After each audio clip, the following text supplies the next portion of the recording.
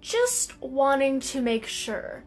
We all, in the year 2024, know that the vaccines causing autism is a myth, right? We all know that, right?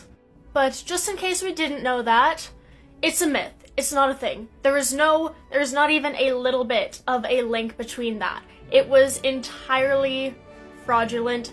It's not a thing. There is absolutely zero evidence to support the vaccines causing autism.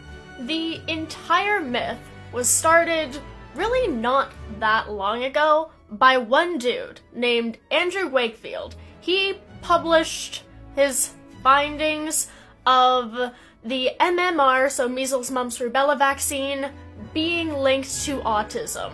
He got published with that, but then very, very quickly, the rest of the medical community, so like pretty much everyone else, was just like, no. So part of valid scientific research is the fact that your findings have to be reproducible. If you find this one thing, in order for it to be considered valid, other people have to recreate your findings exactly and get to the same spot. So if I say, for example, here's a very basic example. If I put baking soda and vinegar together and I say, look, there's a reaction. It looks like a volcano.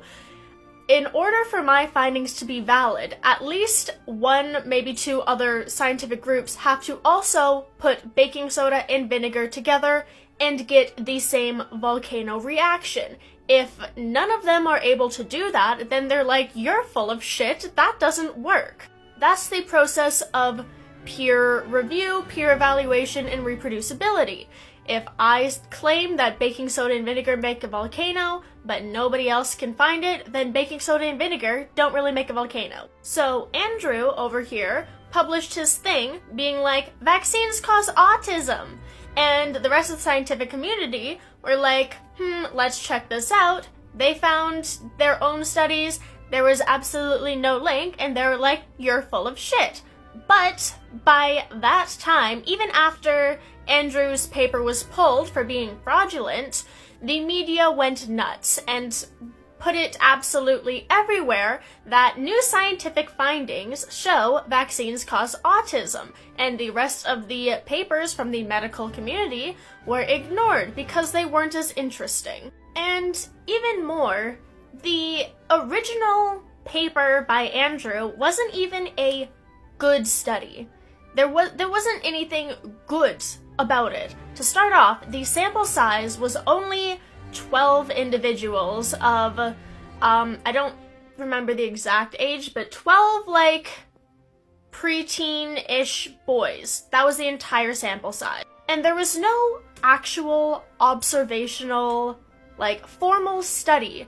All of the data obtained for his, findings were said to him by the parents of the 12 boys, who happened to, I'm pretty sure, be friends with Andrew's son. So there was no observational studies. He just talked to the parents of his son's friends who were like, yeah, my son's been acting weird ever since he got the MMR vaccine. Disregarding the fact that there were 10, 11, 12-year-old boys starting to go through puberty and all that. So there was no scientific basis for his findings whatsoever. He had a couple weird-acting 12-year-old boys. And if you know, preteen boys...